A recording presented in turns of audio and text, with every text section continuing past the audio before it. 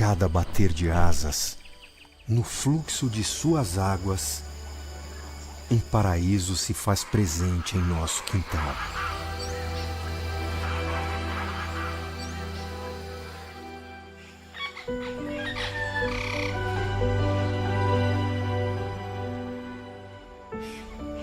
Esse é o nosso Pantanal.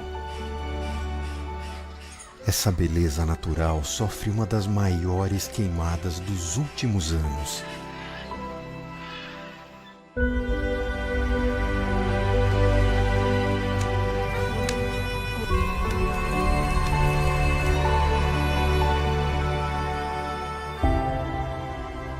Não faça queimadas, preserve nosso Pantanal. Oi, crianças, boa tarde, como vocês estão? Espero que todos estejam bem.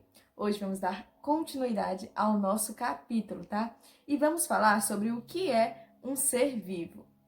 Vocês sabem que durante muito tempo os estudiosos trabalharam para definir o que é um ser vivo de fato. E graças ao desenvolvimento, à criação da biologia, puderam estudar o que realmente vai diferenciar um ser vivo dos demais componentes de um ambiente, tá? E graças a essas características que foram desenvolvidas através da biologia, que hoje em dia nós já podemos definir o que difere o ser vivo de um ser que simplesmente faz parte do ambiente, tá? Célula, a unidade básica dos seres vivos, ou seja, tanto as plantas como os animais, como as bactérias vão possuir células. Só que acontece que vão ser células diferentes para cada um vai ter sua célula específica, mas essa é a coisa que eles têm em comum. Os seres vivos vão possuir células. Existem seres vivos que possuem apenas uma célula. Dessa forma, eles vão ser denominados de seres vivos unicelulares, ou seja, aqueles que possuem apenas uma célula. Já os seres vivos que vão possuir mais de uma célula, ou seja, diversas células dentro do seu organismo, eles vão ser conhecidos como os pluricelulares, que é o caso dos animais, por exemplo, tá? Aí aqui, na página 253, a gente vai poder estudar como é composta, qual é o que compõe as células de cada um desses três seres vivos, que no caso são os animais, as plantas e as bactérias, tá? Aqui a gente vai estudar cada uma delas. Mas o que acontece? Tia, eu olho para mim e eu não consigo ver nenhuma célula. Por quê? As células são microscópicas, pessoal. Elas precisam do auxílio de microscópios para conseguir ver essas células, para conseguir estudar essas células, tá? E aqui, a seguir, nessas figuras da página 253, vai estar mostrando como é que essas células são compostas, tá?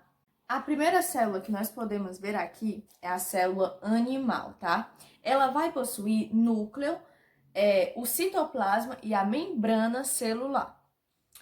O núcleo é a estrutura que contém a maior parte do ácido desoxirribonucleico, tá? Também chamado de DNA.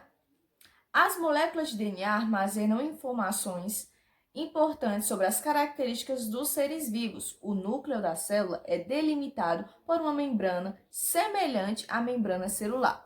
No caso, o núcleo vai ser essa regiãozinha aqui, ó. Aí a membrana celular delimita a célula. No caso, ela vai delimitar como se fosse o nosso tecido epitelial, tá? Separando o meio interno do meio externo. Ela atua no controle das substâncias que entram e saem da célula. Além disso, essa membrana atua no reconhecimento de substâncias presentes no meio e na comunicação celular. Já essas pequenas substâncias que ficam aqui dentro do interior da célula, elas vão ser conhecidas como organelas, tá? O citoplasma corresponde a todo o conteúdo interno, ou seja, tudo aquilo que está dentro da célula. a membrana celular, tudo que está dentro da membrana celular. O externo e externo ao núcleo, ou seja, o citoplasma ele não está dentro do núcleo, mas ele também não está fora da membrana celular. É tudo aquilo que está dentro da célula, exceto no núcleo, tá? Nele estão presentes as chamadas organelas, estruturas com formatos definidos que desempenham funções específicas na célula, como respirar e digestão. A maior parte delas é delimitada por membranas, semelhantes à membrana celular. O citoplasma contém também um material gelatinoso, formado por água e outras moléculas dissolvidas, como sais minerais e determinadas proteínas. Aí aqui, na página 254, vai ter as células vegetais, que também vão possuir núcleo, membrana celular e citoplasma, mas vai ter algumas diferenciações da membrana animal. As células vegetais apresentam grandes vacúolos, organelas que armazenam substâncias. Eles também podem estar presentes em células animal, porém com um tamanho bem menor. No caso, os vacúolos são esses que ficam aqui localizados no interior dessa célula, tá? Como vocês podem perceber, ele também possui núcleo, membrana celular e citoplasma, mas vai ter os vacúolos, né? E a parede celular. E os plastos, que são organelas que armazenam substâncias como determinados pigmentos. Os plastos que contêm um pigmento verde denominado clorofila são chamados cloroplastos. A fotossíntese realizada pelos vegetais ocorre no interior dessas organelas, ou seja, os plastos vão ser responsáveis pela pigmentação da planta e eles vão ser o que produzem a clorofila, tá? Ou seja, aquilo que dá pigmento, né? Já as bactérias também, né, vão possuir membrana celular e citoplasma, como as células animais e vegetais. Porém, seu citoplasma não apresenta núcleo definido, nem organelas delimitadas por membrana. As bactérias não apresentam um núcleo, denominado por membrana, delimitado por membrana. Logo, o material genético fica disperso no citoplasma, fica tudo misturado no citoplasma. A parede celular das bactérias é uma estrutura externa à membrana celular.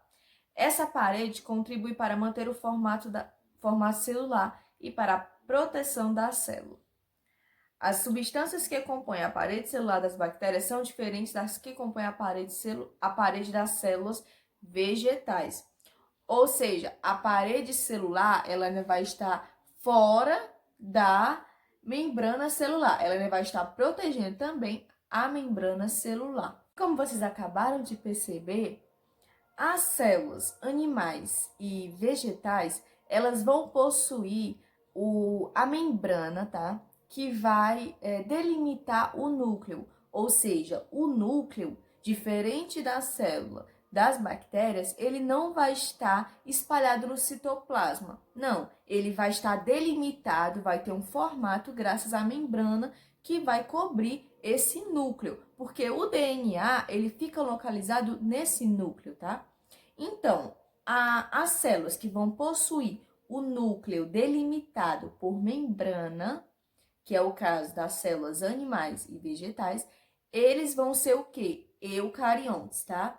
Já as células que vão possuir o núcleo misturado com o citoplasma, ou seja, fundido no citoplasma, que é o caso da célula das bactérias, eles vão ser procariontes, justamente porque o seu núcleo não vai estar delimitado por uma membrana.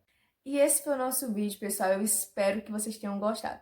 Agora abram o livro de vocês na página 255, leiam esse texto e me façam um pequeno resumo falando do que vocês entenderam, tá? Qualquer dúvida, vocês podem vir falar com a tia. Obrigada pela atenção de vocês.